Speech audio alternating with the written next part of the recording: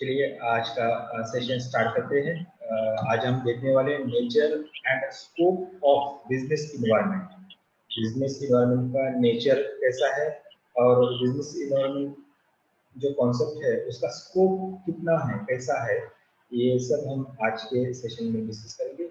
कल हमने नेचर के 3 से या 4 पॉइंट्स कवर कर लिए थे, मगर आज हम फिर से स्टार्ट करते हैं उन्हीं पॉइंट को लेके। तो चलिए, पहला जो नेचर है बिजनेस इन्वायरमेंट का, ऐसा कहा जाता है कि it is an dynamic nature. Okay, business environment का नेचर कैसा है? डायनामिक नेचर, ये गतिशील इसका स्वरूप है। Okay, the business environment is a dynamic concept because of continuously changes in environmental factor. क्यों इसको डायनामिक कहा जाता है? क्योंकि जो फैक्टर्स होते हैं, इन सभी फैक्टर्स में क्या होता है, कंटिन्यूअसली चेंज होते रहता है। अगर इन्वायरमेंट में कोई भी घटना घटती है या कोई इन्फ्लुएंस आता है या कुछ चेंज होता है, तो सब इन्वायरमेंटल फैक्टर जो होते हैं उनमें चेंजेस होते हैं, इसके कारण इसको एज अ डायनामिक नेचर कहा जाता है। ठीक है, generally the changes get to see about customers want, need,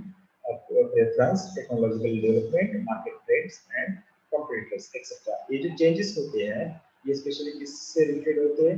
एक तो कस्टमर्स के वांट्स या नीड, कस्टमर की जो आवश्यकताएं होती है वो दिन ब दिन चेंज होती रहती है, या कस्टमर की जो पसंद होती है वो भी चेंजेस होते रहता है, उसमें भी टेक्नोलॉजिकल डेवलपमेंट होते रहता है। अगर आपका प्रोडक्ट टेक्नोलॉजिकल रिलेटेड है तो आज टेक्नोलॉजिकल डेवलपमेंट बहुत तेजी से हो रहा है, इसके कारण आपके बिजनेस इन्वायरमेंट के फैक्टर्स भी चेंज होते रहते हैं।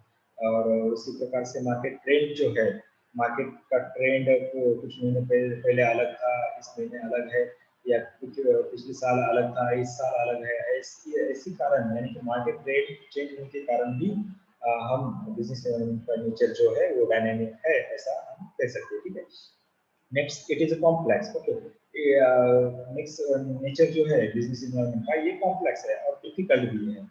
The business environment is a complex term because it includes various types of factors from internal and external environment.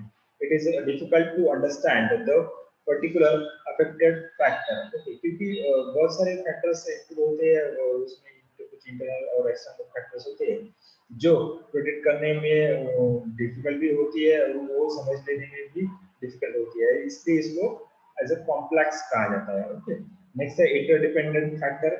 ये जो फैक्टर्स होते हैं ये बिजनेस इन्वायरमेंट के, ये क्या होते हैं, एक के बेस पर दूसरा डिपेंड होता है, डिपेंड्स ऑन ईच अदर। ठीक है, changes in one of the factor will bring change in several other factors. अगर किसी एक फैक्टर में चेंज होता है तो उसके कारण दूसरे बहुत सारे फैक्टर्स पे उसका इम्पैक्ट होता है, वो भी चेंज होता रहता है। इसलिए इसको कहा जाता है कि जितने भी फैक्टर्स है वो क्या है, एक के बेस पर दूसरा डिपेंड है। ठीक है, उसके बाद हम जाएंगे अनप्रेडिक्टेबल। जो नेचर है बिजनेस इन्वायरमेंट का, वो कैसा है? बिजनेस इन्वायरमेंट अनप्रेडिक्टेबल नेचर का भी रहता है। क्यों रहता है? क्योंकि no one knows what is going to change otherwise happens about the environmental factors in future. Okay, future में कोई भी नहीं जानता कि किस फैक्टर में क्या चेंज होगा या किस फैक्टर पे क्या इम्पैक्ट होगा।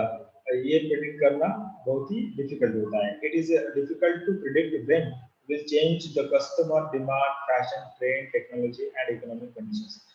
ये सबसे प्रेडिक्ट करना तब बहुत ही डिफिकल्ट हो जाता है जब किसी कस्टमर की डिमांड चेंज होती है, या कस्टमर की फैशन ट्रेंड जो होता है वो चेंज होते रहता है, या टेक्नोलॉजिकल चेंजेस होते रहता है, या पूरी इकोनॉमिक कंडीशन में सडनली या स्टेप बाय स्टेप अगर चेंजेस होते रहता है, तो ये इसके बारे में भी प्रेडिक्शन करना किसी बिजनेस के लिए बहुत डिफिकल्ट भी होता है और कॉम्प्लेक्स भी होता है, इसलिए इसको अनप्रेडिक्टेबल फैक्टर्स कहा जाता है। ठीक है, that's why it is said that the business environment is unpredictable और अनसर्टेन। ओके, ये निश्चित ही ये फैक्टर्स कब कहां पे कौन सा फैक्टर चेंज होगा ये निश्चित नहीं रहता, या ये अनिश्चित रहता है, इसको अनसर्टेन कहा जाता है या अनप्रेडिक्टेबल रहता है, इसलिए इसका नेचर कैसा है? अनप्रेडिक्टेबल नेचर का है।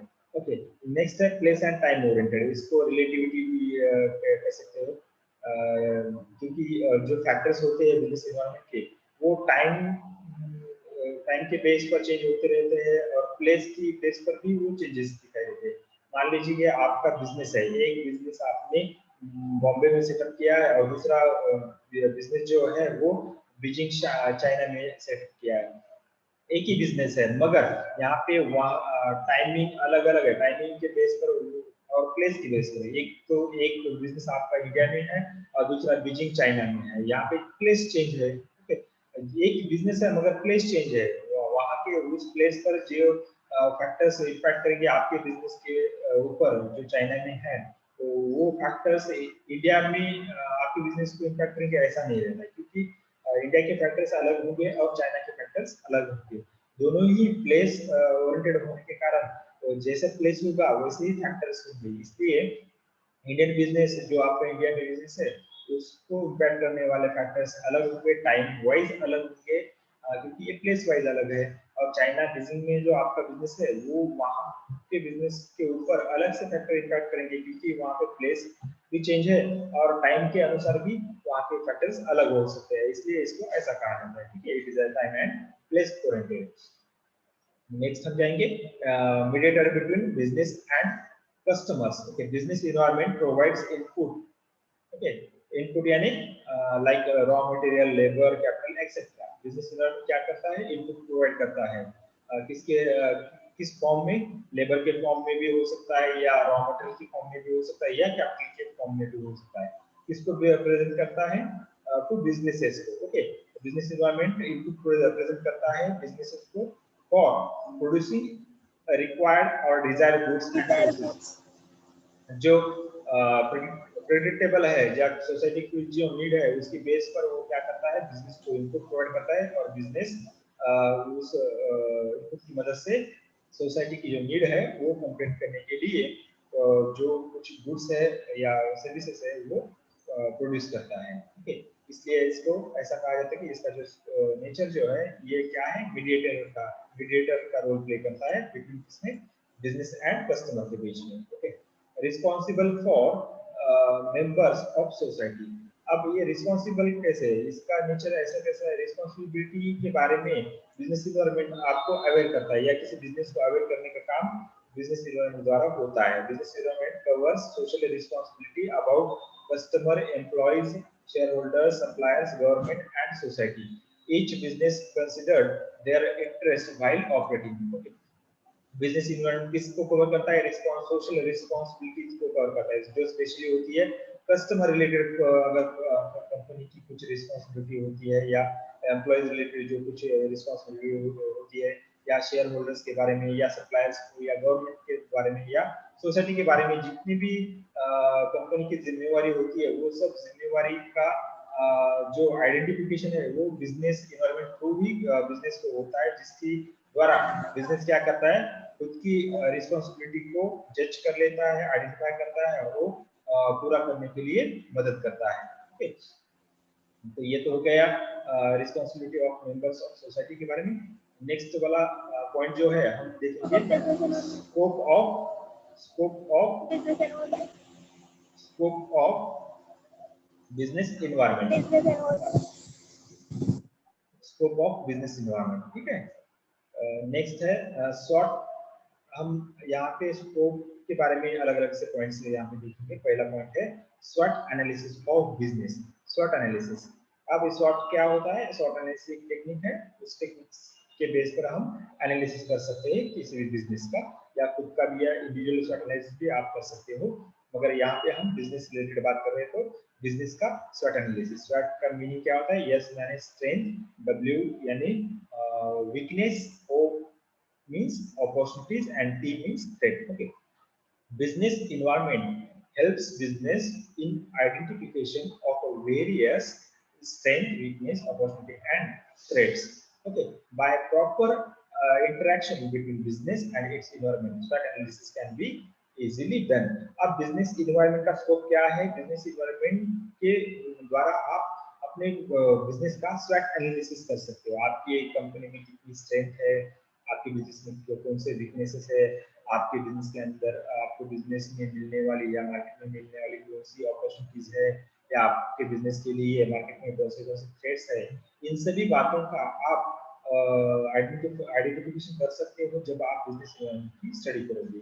तो इसका स्कोप जो है कहाँ तक है, एनालिसिस करने तक है, ऐसा आप कह सकते हो। ओके, नेक्स्ट बिजनेस इन्वायरमेंट का स्कोप क्या है, कहाँ तक ये इसका स्कोप है, तो वो पॉइंट हम यहाँ पे लेंगे, जो है chalk out business planning policies and strategies. अब बिजनेस इन्वायरमेंट आपके जो एडमिनिस्ट्रेटिव वर्क जो होता है उसके अंदर भी आपको बिजनेस इन्वायरमेंट का बिजनेस इन्वायरमेंट की हेल्प मिलेगी, क्योंकि अब ये जो काम जो होता है बिजनेस की प्लानिंग चेकआउट करना, पॉलिसी चेकआउट करना या स्ट्रेटेजी बनाना, ये सब एडमिनिस्ट्रेटिव लेवल का काम होता है। इसके अंदर भी बिजनेस इन्वायरमेंट इंक्लूड होता है। कैसे होता है, क्योंकि business environment helps to prepare perfect planning and strategy which depends on proper understanding of it. अब ये जो बिजनेस इन्वायरमेंट की स्टडी होती है, इस स्टडी से जो कुछ एडमिनिस्ट्रेटर होते हैं आपके बिजनेस के, उनको क्या हेल्प मिलती है, प्रॉपर यानी परफेक्ट प्लानिंग करने के लिए डेटा मिलता है, इंफॉर्मेशन मिलती है, जिससे आप परफेक्ट प्लानिंग भी कर सकते हो, आपके टारगेट्स के बारे में स्ट्रेटेजी भी डिसाइड कर सकते हो, या कंपनी के बारे में स्ट्रेटेजी भी प्रिपेयर कर सकते हो, जो पूरी तरह से बिजनेस इन्वायरमेंट के डेटा के बेस पर ही डिपेंड रहता है। इसलिए एडमिनिस्ट्रेटिव वर्क के अंदर भी बिजनेस इन्वायरमेंट का स्कोप है, ऐसा हम यहाँ पे कह सकते हो। Okay, every business should be aware at every time about their environment for formulating, altering or modifying the plans, policies or strategies. अब बिजनेस एडमिनिस्ट्रेशन करते समय जो कुछ आपको निर्णय लेने पड़ते हैं या कुछ प्लान्स बनाने पड़ते हैं, वो सब बनाने के लिए बिजनेस इन्वायरमेंट की स्टडी एवरी टाइम, यानी कि हर टाइम या कोई किसी एक फैक्टर चेंज होता है, तो हर एक फैक्टर के चेंज होने के बाद आपको आपके बिजनेस इन्वायरमेंट की स्टडी करनी आवश्यक होगी जब आप एडमिनिस्ट्रेटिव वर्क करोगे। तो यहाँ से क्या आपको समझ में आता है कि बिजनेस इन्वायरमेंट जिस प्रकार से एनालिटिकल वर्क करने में इंक्लूड होता है, उसी प्रकार से एडमिनिस्ट्रेटिव वर्क करने में भी इसका स्कोप हमें दिखाई देता है। नेक्स्ट है यूटिलाइजेशन ऑफ ऑप्टिमम रिसोर्सेज। अब इस पॉइंट से आपको पता चलेगा कि बिजनेस इन्वायरमेंट का जो स्कोप है वो स्कोप आपके रिसोर्सेज पर भी है, क्योंकि आपके पास जो कुछ रिसोर्सेस है उन सभी का अगर आपको प्रॉपरली यूटिलाइजेशन करना है या ऑप्टिमम लेवल पर यूटिलाइजेशन करना है, तो उसके लिए बिजनेस इन्वायरमेंट आपको हेल्प करेगा। अब ये इसमें यानी कि यूटिलाइजेशन करने में भी बिजनेस इन्वायरमेंट अपना रोल प्ले करता है। इससे आपको पता चलेगा कि इसका स्कोप इसमें भी है, यानी कि business environment helps to business for utilising the available resources optimally. Okay, तो आपके जो रिसोर्सेस है, फिजिकल हो या कैपिटल हो या ह्यूमन रिसोर्सेस हो, इन सभी का आप प्रॉपरली यूटिलाइजेशन कर सकते हो बिजनेस इन्वायरमेंट की मदद से। ओके, या इसकी स्टडी से। नेक्स्ट फोर्थ नंबर का जो पॉइंट है वो है, यहाँ पे हम देख लेंगे डेवलपिंग बिजनेस परफॉर्मेंस। अब बिजनेस परफॉर्मेंस डेवलपमेंट में भी बिजनेस इन्वायरमेंट का कैसा रोल है, उस रोल के बेस पर आप कह सकते हो कि जब किसी कंपनी को खुद की डेवलपमेंट करनी है, तब उस टाइम पर कैसे किस प्रकार से आपके डेवलपमेंट प्लान्स में ये बिजनेस इन्वायरमेंट रोल प्ले करता है। इससे आपको पता चलेगा कि इस परफॉर्मिंग डेवलपिंग एक्टिविटी में भी इसका स्कोप इंक्लूड है। Business environment accelerate business performance through continuous awareness, and managers can improve and update their knowledge and skills. अब ये कंटिन्यूसली अगर आप अपने बिजनेस इन्वायरमेंट के प्रति अवेयर हो, तो आपको क्या करेगा, क्या इसका बेनिफिट मिलेगा, आपका जो बिजनेस है उसका जो स्पीड है, उसकी स्पीड को आपको बढ़ाने के लिए या परफॉर्मेंस लेवल बढ़ाने के लिए आपको मदद मिल सकती है। इसलिए इसको as a accelerator of business development कहा जाता है बिजनेस इन्वायरमेंट को। ठीक है, business can develop their performance by collecting data from environment और मार्केट रिसर्च।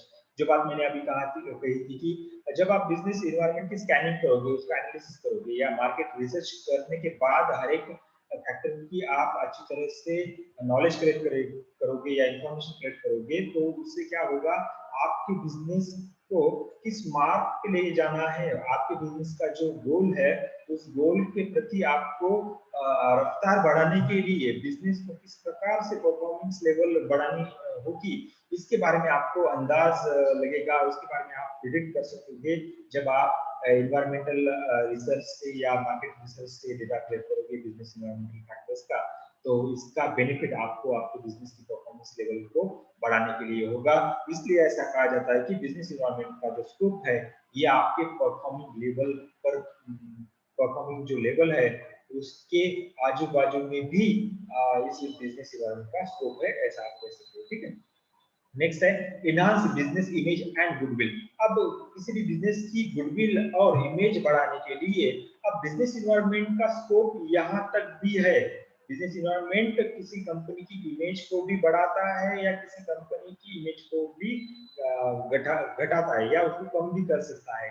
कम कैसे करता है? अगर आपने अपने खुद के बिजनेस इन्वायरमेंटल फैक्टर को पूरी तरह से निगलेक्ट किया तो आपका बिजनेस इन्वायरमेंट आपके बिजनेस की गुडविल को, आपके बिजनेस की इमेज को पूरी तरह से जमीन दोज कर देगा, यानी कि उसको पूरी तरह से डिमोलिश कर देगा। ओके, तो ऐसा तो किसी कंपनी या कोई भी कंपनी का ओनर तो ऐसा नहीं चाहेगा कि अपनी कंपनी डूब जाए या अपनी कंपनी घाटे में चली जाए, ऐसा नहीं है। तो ये जो बिजनेस इन्वायरमेंट का जो स्कोप है आपकी कंपनी की गुडविल तक भी है और आपकी कंपनी की इमेज बिल्डिंग तक भी है, यानी कि business environment helps to improve business image and goodwill.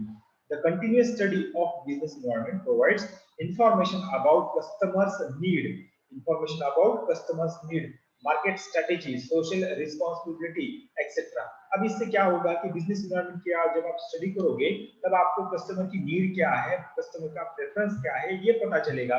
उसके बाद मार्केट में क्या क्या चालू है, मार्केट में क्या नहीं चालू है, मार्केट में स्ट्रेटेजी कैसी है, स्ट्रेटेजी कैसी है, या सोसाइटी के प्रति आपकी रिस्पॉन्सिबिलिटी क्या है, ये सब बातें आपको बिजनेस इन्वायरमेंट की कंटिन्यूसली स्टडी करने के बाद ही पता चलेगा, जिससे आप अपने अपने बिजनेस की जो सोसाइटी के प्रति जिम्मेवारी है या जो कस्टमर के प्रति जिम्मेवारी है उसको आप कंप्लीट कर सकोगे।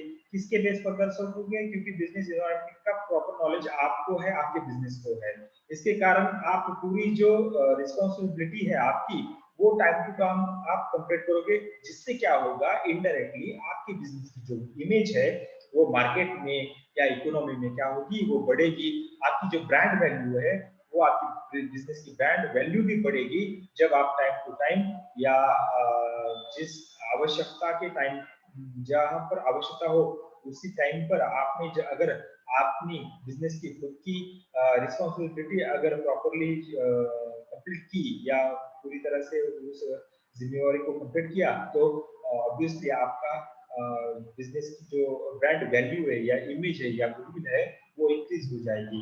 तो इससे आपको पता चलेगा कि जो बिजनेस का जो स्कोप है वो स्कोप आपके गुडविल तक भी है, आपके बिजनेस के गुडविल तक भी है। ओके, नेक्स्ट वाला पॉइंट हम देखेंगे, helps to accepting dynamic changes। Okay, business environment का जो बेनिफिट है या जो हेल्प है वो आपको कैसे मिल सकता है? तो वो डायनामिक चेंजेस जो होते हैं बिजनेस के अंदर उसको एक्सेप्ट करने का, उसको पूरी तरह से उन चेंजेस के साथ अपने बिजनेस को मैच करने का भी आपको बेनिफिट मिलता है अगर आप बिजनेस इन्वायरमेंट की अच्छी तरह से स्टडी करते हो तो। क्योंकि किसी भी चेंजेस को एक्सेप्ट करना किसी कंपनी के लिए उस टाइम पर फेवरेबल नहीं होता, क्योंकि अगर एक चेंज को एक्सेप्ट करने के लिए कंपनी को इंटरनली बहुत सारे चेंजेस करने पड़ते हैं।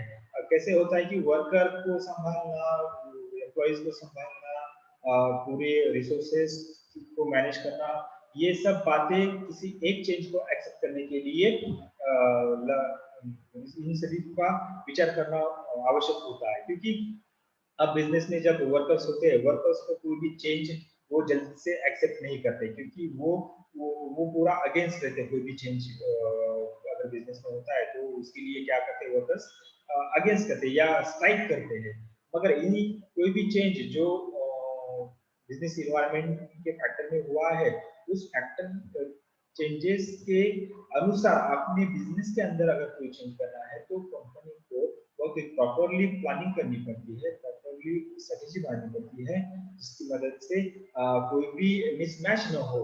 तो ऐसे मिसमैच न होने के लिए भी आप बिजनेस एनवायरनमेंट का स्कोप इस एक्टिविटी तक भी सीमित है, ये आपको पता चलेगा। क्योंकि अगर कोई चेंजेस एक्सेप्ट करना है तो उसके अगेंस्ट कोई भी स्ट्राइक ना हो, या कोई भी वर्कर अगेंस्ट भी ना जाए। इसके लिए बिजनेस एनवायरनमेंट की अगर आप स्टडी करोगे तो पूरी बातें आपको समझ में आएगी, जिससे आप वर्कर हो या एक्सटर्नल एनवायरनमेंट हो बिजनेस का और इंटरनल एनवायरनमेंट, इन दोनों को अच्छी तरह से मैच कर सकते हो।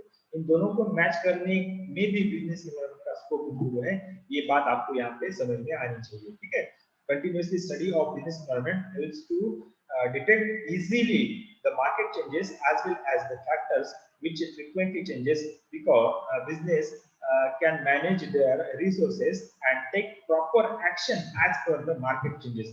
जो बात हमने अभी डिस्कस की थी वही बात मैंने यहाँ पे लिखी है। ओके, उसके बाद हम नेक्स्ट पॉइंट देखेंगे, helps to survive competition. Okay, it is important to get information of competitors action and market strategies to fight against competition in market. अगर आपका प्रतिस्पर्धी जो मार्केट में है उससे अगर आपको फाइट करनी है, यानी कि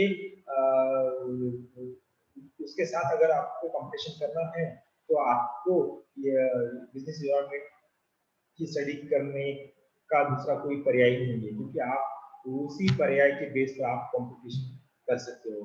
तो यहाँ पे स्कोप कहाँ तक है ये आपको बात समझ में आनी चाहिए कि जो आप मार्केट में जो कंपटीशन करते हो उस कंपटीशन तक भी बिजनेस एनवायरनमेंट का स्कोप इंक्लूड है, यहाँ पे ये बात आपको नोटिफाई करनी चाहिए। ठीक है, study of business environment helps to meeting competition in market, क्योंकि इसकी स्टडी से आप किसी भी मार्केट को या कंपटीशन जो होता है मार्केट में उसमें आप कम्पीट कर सकते हो या उसको मीट कर सकते हो। ठीक है, business can face challenges and competition in market through proper planning due to study of business environment. अगर आपने बिजनेस एनवायरनमेंट की स्टडी की तो आप जो कंपटीशन है आपको मार्केट में उसके प्रति आप प्रॉपरली प्लानिंग कर सकते हो, जिसकी वजह से आप क्या कर सकते हो, आपका जो प्रतिस्पर्धी है उसको आप हरा सकते हो अगर आपने बिजनेस एनवायरनमेंट की स्टडी की है। तो आपको यहाँ पे समझ में आया हो कि अगर आपको कंपटीशन करना है तो कंपटीशन लेवल तक भी ये बिजनेस एनवायरनमेंट का स्कोप इंक्लूड है। ये हो गया स्कोप के बारे में। अब हम नेचर भी देखा है और स्कोप भी देखा है। अब इसके बेस पर हम आगे आपको तो पूरा थ्योरेटिकल जो हमारे फर्स्ट यूनिट है वो उसके अंदर जो एज पर आवर सिलेबस जितनी भी कंटेंट्स है वो हमने आज तक कवर किया है। अब सिर्फ लास्ट एक वाला पॉइंट बचा है एज पर आवर सिलेबस, वो है फीचर्स। अब इतने जो हमने एक हफ्ते से जो डिस्कशन कर रहे हैं बिजनेस एनवायरनमेंट के ऊपर, इससे आपको अपने बिजनेस के लिए बहुत ही हेल्प रहेगी। भविष्य में आप कभी भी बिजनेस करना चाहोगे तो इन सभी बातों का ध्यान दो। अगर आपने इन सभी बातों के ऊपर प्रॉपरली फोकस किया, उनकी स्टडी की, तो आपका बिजनेस 101% मार्केट में सक्सेस होगा, ये आशा है। सिर्फ आपको इन सभी फैक्टर्स का एनालिटिकली स्टडी करनी है, उसका स्वॉट एनालिसिस करना है। जब आप खुद बिजनेस करोगे तब ये बातें प्लीज ध्यान में रखिएगा, ये आपके बिजनेस के लिए बहुत ही हेल्पफुल रहेगी। हम अब देखेंगे फीचर्स ऑफ बिजनेस एनवायरनमेंट। हमने जो 8 दिन से जो बिजनेस एनवायरनमेंट के इस पॉइंट के ऊपर जितना भी डिस्कशन किया है उसके बेस पर आप इसके फीचर्स लिख सकते हो। फीचर्स अगर एग्जाम में 5 मार्क के लिए क्वेश्चन आता है, right the features of business environment, तब आपको ये पॉइंट्स जस्ट ये पॉइंट्स उसमें लिखने हैं, क्योंकि ये पॉइंट्स जितना भी हमने डिस्कशन किया उसके बेस पर ही हमने ये पॉइंट्स यहाँ पे इंक्लूड किए हैं। अगर हम इसको पढ़ेंगे तो आपको समझ में आ जाएगा कि इसके फीचर्स क्या क्या है। तो आइए हम फिर से स्टार्ट करते हैं features of business environment. Okay, सबसे पहला फीचर्स हम देखेंगे वन बाय वन। अब इसमें ज़्यादा एक्सप्लेनेशन करने की जरूरत नहीं है, क्योंकि ये सब एक्सप्लेनेशन हुआ है, ये सब आपको समझ में आया होगा, ऐसे मुझे आशा है। ठीक है, तो पहला जो फीचर है वो क्या है, it consist external as well as internal factors. जो बात मैंने पहले क्लास में कही थी कि जो बिजनेस इन्वायरमेंट है उसमें एक्सटर्नल के साथ साथ इंटरनल फैक्टर भी इंक्लूड होते हैं या कंसिस्ट होते हैं। ओके, नेक्स्ट फीचर है internal factors are controllable. Internal factors क्या है, उनको आप कंट्रोल कर सकते हो, इसलिए इसको कहा जाता है कि internal factors are controllable. Okay, इसके अगेंस्ट क्या है, external factors are not controllable. External factors के ऊपर आप कोई भी कंट्रोलिंग नहीं कर सकते हो, क्योंकि ये ओवरऑल फैक्टर्स होते हैं जिनका इम्पैक्ट सभी बिजनेस के ऊपर होता है, इसलिए ये एक्सटर्नल फैक्टर्स क्या है, नॉट कंट्रोलेबल। उसके बाद है external factors classified under macro and micro environmental factors. जो एक्सटर्नल फैक्टर्स है या एक्सटर्नल बिजनेस इन्वायरमेंट है उसको दो कैटेगरीज में डिवाइड किया जाता है। पहली है माइक्रो बिजनेस इन्वायरमेंट और दूसरा है माइक्रो बिजनेस इन्वायरमेंट और मैक्रो बिजनेस इन्वायरमेंट। ठीक है, मैक्रो फैक्टर्स क्या है, macro factors may have the same effect on all business। Macro factors जो हमने डिस्कस किया था उन सभी फैक्टर्स का कैसे इम्पैक्ट होता है, सेम इम्पैक्ट होता है, सभी बिजनेस पर एक ही इम्पैक्ट होता है। जो मैक्रो फैक्टर जितने भी हमने डिस्कस किए थे लास्ट वीक में, इस वीक में, तो वो सब फैक्टर्स आपको पता है, तो उनका कैसा इफेक्ट होता है, सेम इफेक्ट होता है ऑल बिजनेस के ऊपर। ठीक है, उसके अगेंस्ट जो माइक्रो फैक्टर्स होते हैं, माइक्रो फैक्टर्स में not have the same effect on all businesses. अभी इसका मीनिंग क्या हो रहा है, माइक्रो फैक्टर्स जो है उनका उन सभी फैक्टर्स का एक प्रकार से सभी बिजनेस के ऊपर इफेक्ट नहीं होता। क्यों नहीं होता, क्योंकि ये बिजनेस या आपकी फैक्ट्री ओरिएंटेड फैक्टर्स होते हैं या बिजनेस ओरिएंटेड आपके फैक्टर्स होते हैं, क्योंकि ये कंपनी के क्लोज फैक्टर्स होते हैं जिसमें आप कस्टमर या सप्लायर्स या मार्केट इंटरमीडिएटरीज को इंक्लूड करते हो। ये क्या है, इनमें अगर चेंज होता है तो सभी बिजनेस में चेंज नहीं होता। ये पर्टिकुलर जिस बिजनेस से रिलेट करते हैं ये फैक्टर, सिर्फ उसी बिजनेस के ऊपर इसका इम्पैक्ट दिखाई देता है। नेक्स्ट है business and it's environment has symbiotic relation, यानी कि बिजनेस और उसका जो एनवायरनमेंट है इन दोनों में कैसा परस्पर संबंध होते हैं, परस्पर संबंध, सिम्बायोटिक रिलेशन। ठीक है, नेक्स्ट है इट हैज डायनामिक नेचर। जो अभी हमने नेचर में जो बात कही थी कि इट हैज डायनामिक नेचर, तो ये फीचर में भी आप इस पॉइंट को कवर कर सकते हो। इट हैज डायनामिक नेचर, ये कैसा है, बिजनेस इन्वायरमेंट का जो स्वरूप है वो कैसा है, गतिशील है, डायनामिक नेचर का है। नेक्स्ट है it is complex and multifaceted. Okay, ये कैसा है, बहुत ही कॉम्प्लेक्स है, डिफिकल्ट है, और ये इसमें कैसा है, इसमें बहुत सारी वैरायटीज है, इसके कारण ये कैसा है, बहुत ही कॉम्प्लेक्स है, इसको समझना आसान नहीं होता, इसलिए इसको ऐसा कहा जाता है, बहुत ही डिफिकल्ट है। ओके, नेक्स्ट फीचर हम ऐसा भी लिख सकते हैं, it is time and place oriented. जो हमने अभी स्कोप नेचर में देखा था, it is time and place oriented, ये फीचर में भी आप ये पॉइंट इसको इंक्लूड कर सकते हो। नेक्स्ट है इट इज अनलिमिटेड एंड अनप्रेडिक्टेड। क्या बिजनेस इन्वायरमेंट कैसा है, अनसर्टन है, अनलिमिटेड है, अनप्रेडिक्टेड है, क्योंकि इसके बारे में हम प्रेडिक्शन नहीं कर सकते हैं, मगर 100 आउट ऑफ 100% प्रेडिक्शन हो नहीं सकता, क्योंकि कौन सा फैक्टर कब चेंज होने वाला है इसके बारे में किसी को भी पता नहीं होता। नेक्स्ट है it gives developing opportunities to business.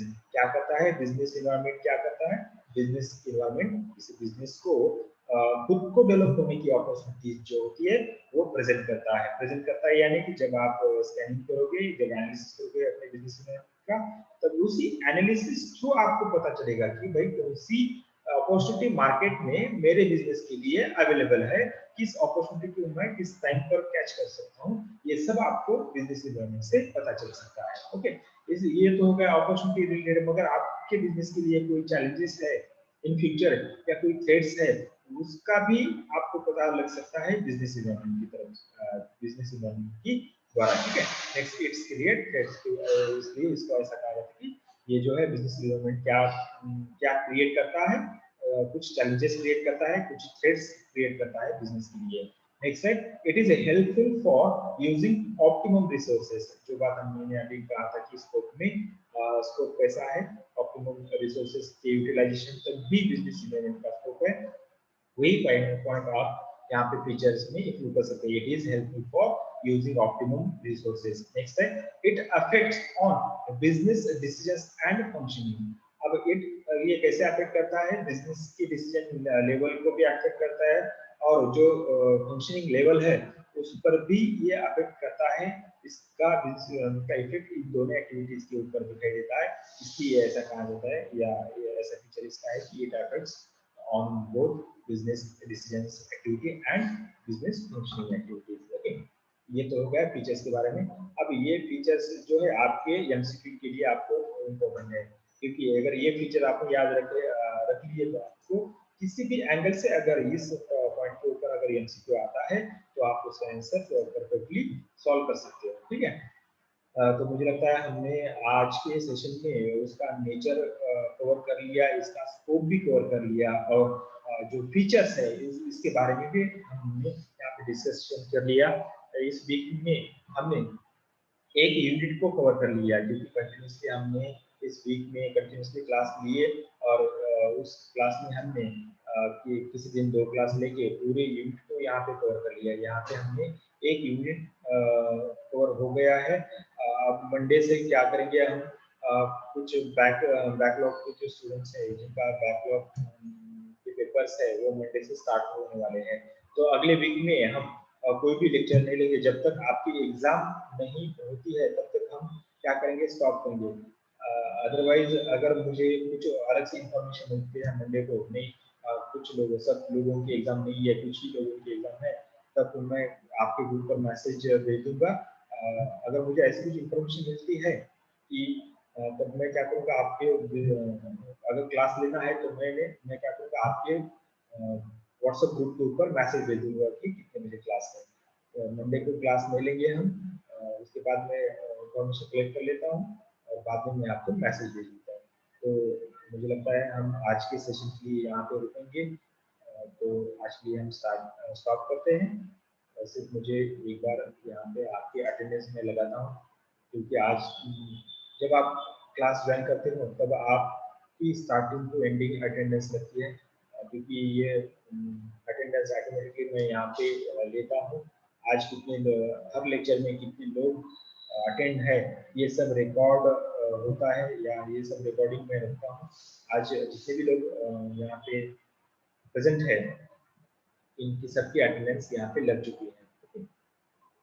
अगर इसी के बारे में या इस कंपनी के बारे में आपको कोई क्वेश्चन है या कोई क्वेरी है तो आप मुझे पर्सनली व्हाट्सएप पे वो क्वेरी भेज सकते हो या वो क्वेश्चन है आपको वो भेज सकते हो। अदरवाइज इस चैट बॉक्स में भी आप टाइप करके सेंड कर सकते हो। तो मुझे लगता है आज के सेशन का एंड हम यहाँ पे करते हैं, फिर मिलेंगे। Thank you.